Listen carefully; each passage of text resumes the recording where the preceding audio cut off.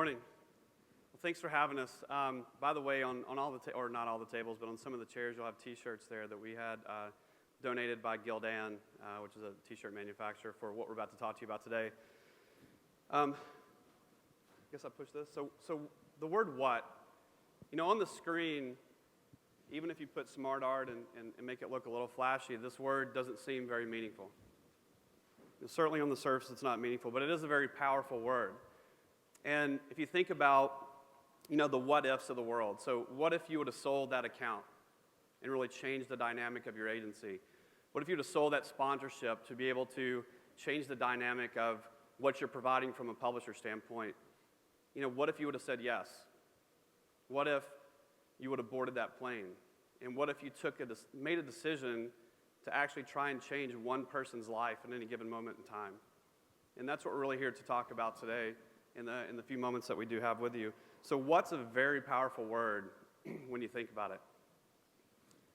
On December 5th of 2011, almost exactly a year ago today, myself and a few others, including David, who you'll hear from in a moment, we sat around, actually in this room, in this back corner, and we first started this conversation. David and I met for the first time at that event.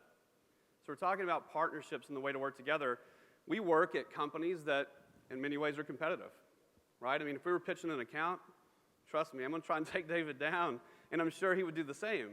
But the reality is, we talked about what if, and with the legacy of what we're doing every day, is it about more than what your man could, how do you say it? The man your man could smell like. Would it be about more than that? Is it about more than just candy bars and selling more deodorant and movies? What if we could take the collective knowledge and the information, the knowledge base that's in this room, to make a really true difference, a dynamic impact? And so from that was born the Collective for Good. So we were very intentional over a number of months in making a collective decision as two companies to go out to many partners, of which many of you are in the room, to help facilitate something that really had never been done and established through an organization like this. And thanks to iMedia for providing the framework for us to be able to meet and start this process. I'd like to show you a quick video.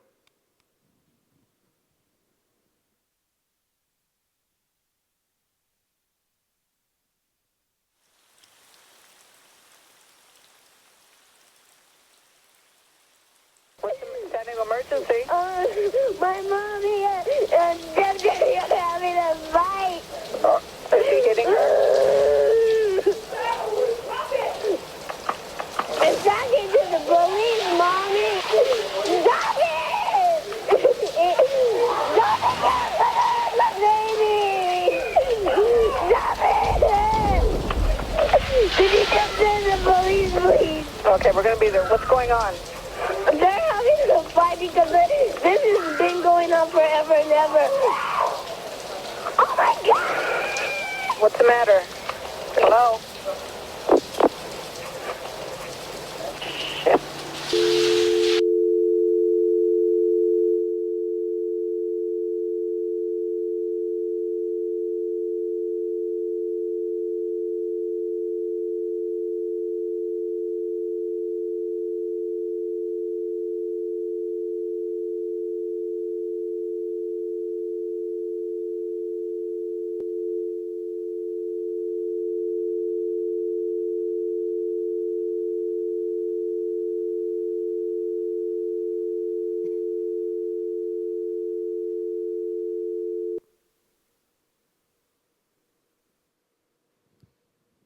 So I've probably seen that quick clip probably no less than 40 times in the last few months.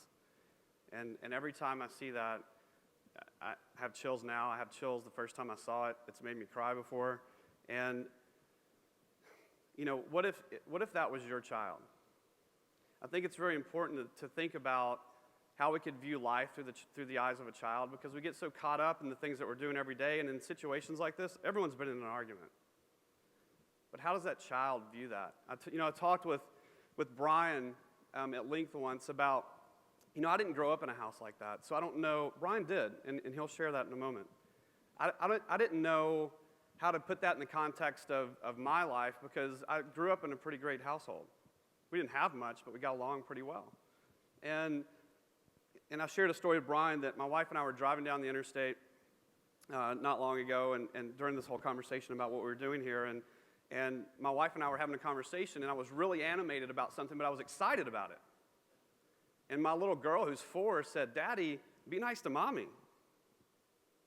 But I wasn't being mean to Mommy. But when you think about the impact that what happens around a child and their field of vision, it can be detrimental to them. It can certainly impact them in many different ways. So what if that was your child? There's 5 million of them in the country right now. If this is happening in your household, there's ways to still be a hero, to make a change. And Brian will share that with you as well.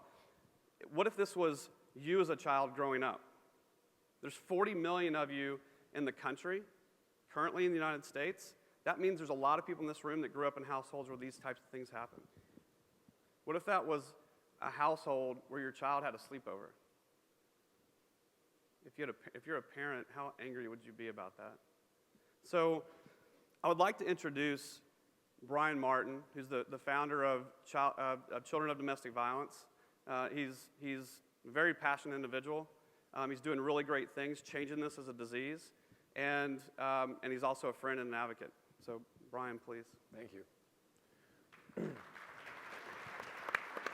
Thank you.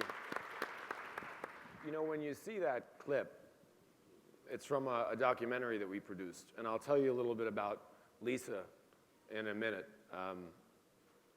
You can't help but, whether you have a child, whether you have one in your life that you care about, whether maybe you're just curious as to what happened to her, you know, you can't help but feel some of that pain.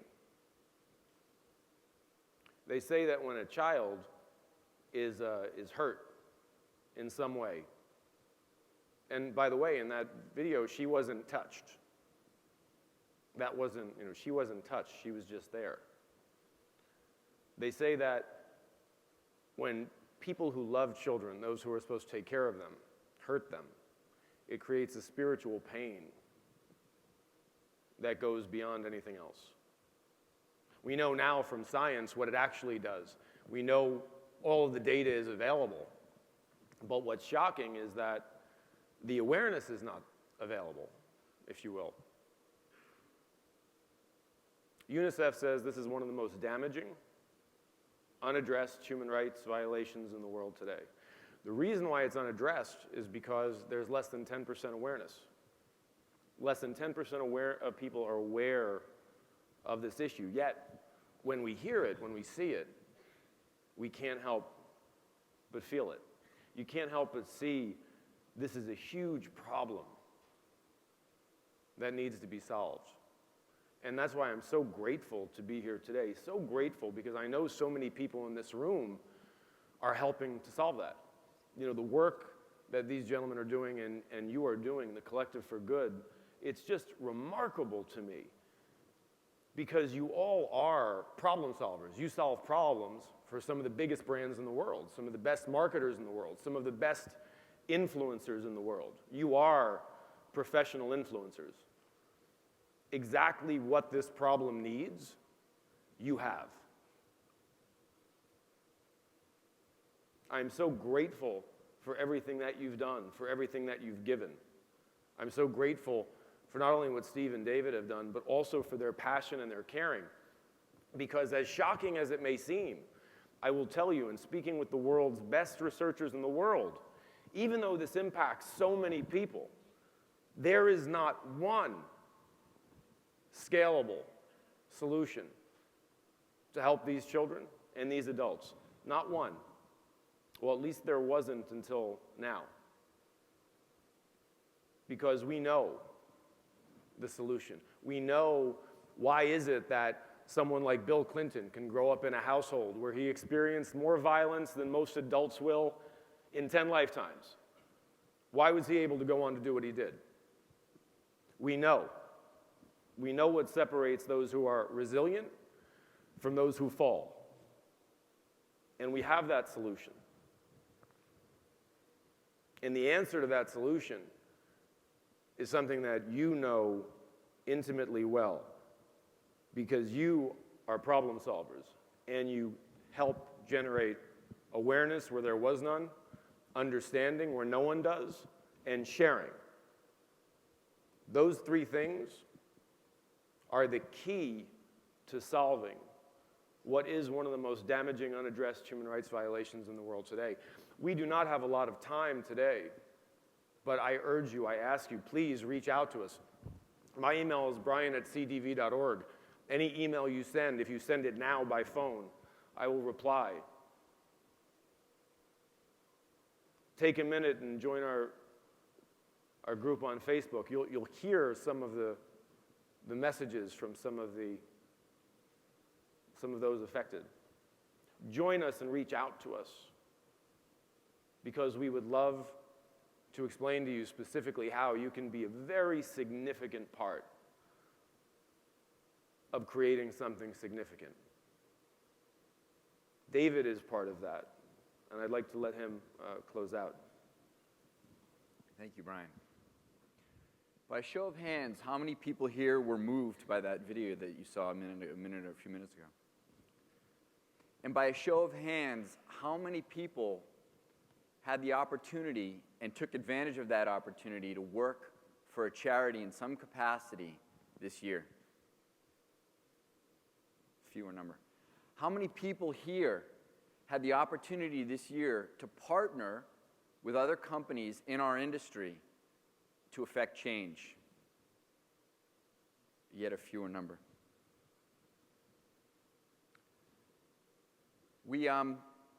This is our first year, and I think we did some great work together, but we have a long way to go. In short, we were able to work with Brian and his organization on strategy, on creative, and thanks to some of the partners here, we received over 40 million impressions donated. But the question that we've asked ourselves is, what if this were bigger? What if we were able to get 500 million impressions donated, or 1 billion, or 5 billion? What if there were half a dozen agencies involved, and ad tech companies involved, providing technology in the areas of social, and email, and mobile? What would that look like? And how many more organizations could we help like Brian's? As I said, we did some good, but we have a long way to go and we need your help. The numbers look good, yeah, but it's on a small scale. A lot of you media buyers and sellers will know 40 million impressions, not a lot, but it's a beginning.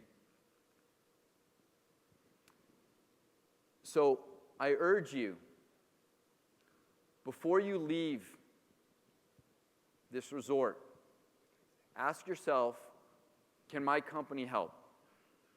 We're here partnering together.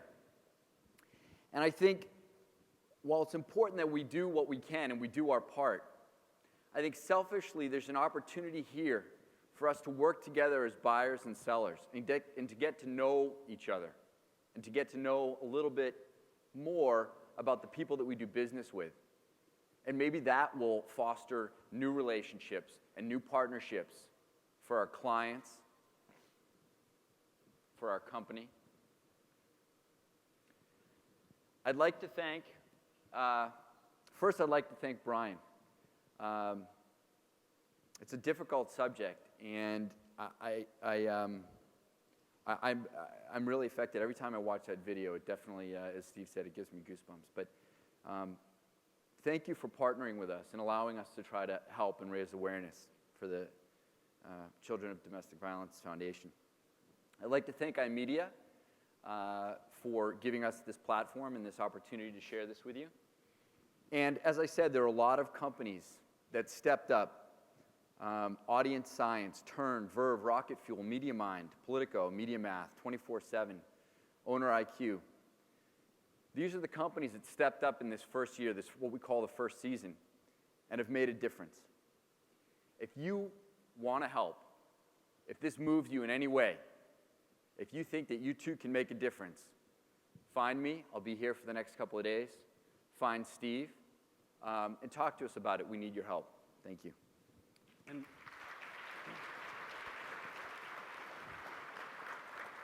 So thank you all for the time that you did give us. Thanks to iMedia as well. And Brian would like to say one more thing before we close out. I forgot to tell you about Lisa, the girl whose voice you heard.